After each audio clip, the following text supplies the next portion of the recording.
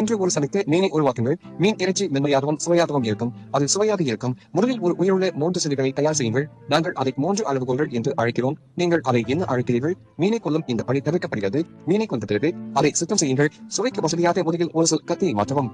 அடுத்த கட்டம் மிகவும் முக்கியமானது. நீங்கள் மீன் அல்லாத குச்சியை வரைக்க விரும்பினால் முதலில் ஒரு ஸ்பூன்ஃபுல் எண்ணெயை வைத்து வானலியை புகைக்கும் வரை கொதிக்க வைத்து பான் ஈரப்படுத்தி அதை ஊற்றவும். பின்னர் ஒரு ஸ்பூன்ஃபுல் குறைந்த எண்ணெயை மீண்டும் சேர்க்கவும் புத்துணர்ச்சிக்காக. பின்னர் சிறிது உப்பு வைக்கவும். பின்னர் வானலியின் விளிம்பில் மீனை வானலியின் முகத்தில் வைக்கவும். எண்ணெய் தெளிக்கவும். வானலியில் மேலும் கீழும் வேக வைத்த பிறகு முதலில் அதை நிறுத்த வேண்டாம். அதற்கு ஒரு குறிப்பிட்ட நேரம் கொடுங்கள். அது அமைக்கப்படும் வரை ஒரு பக்கத்தில் மறுக்கவும். பின்னர் அதை திருப்பி மறுபுறம் மறுக்கவும். அங்கு பழுப்பு வரை இருபுறமும் வறுக்கவும். கர்ப்பத்துக்கு தயாராவதற்கு ஒரு ஸ்பீக்குள்ளவுடன் அதை வெளியே வைக்கவும். பின்னர் மற்றொரு தொட்டியில் எண்ணெயை சூடாக்கி பச்சை வெங்காயம், பூண்டு, உலர்ந்த மிளகாய் மிளகுத்தூள் சேர்த்து மணம் வரும் வரை அசைவெடுக்கவும். பின்னர் சாஸ் வாசனையை மறுக்க வடைகளுக்கு சோயாபீன் சாஸின் ஒரு ஸ்பூன் சேர்க்கவும். பின்னர் வறுத்து மீனை சுவைத்து பானையில் வைக்கவும். சோயா சாஸ் சமையல் பொடியும் சேர்ப்போம்.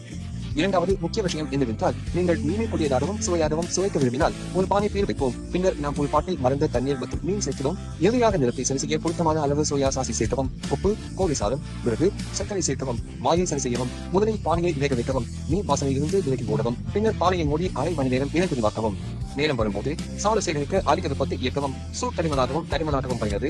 இறுதியாக மீதமுள்ள சுப்பை மீன் மீது ஊற்றவும். அலங்கரிக்க மச்சை வெங்காயம் மற்றும் கீழ்விலைகளை தெளிக்கவும். பிளேஸ் செய்யப்பட்ட அரிசிக்காடு தயாராக உள்ளது மற்றும் சேகரிப்பு வீடியோ குடும்பத்திற்காக தயாரிக்கப்படுகிறது. அது சுவையாக இருக்கிறது.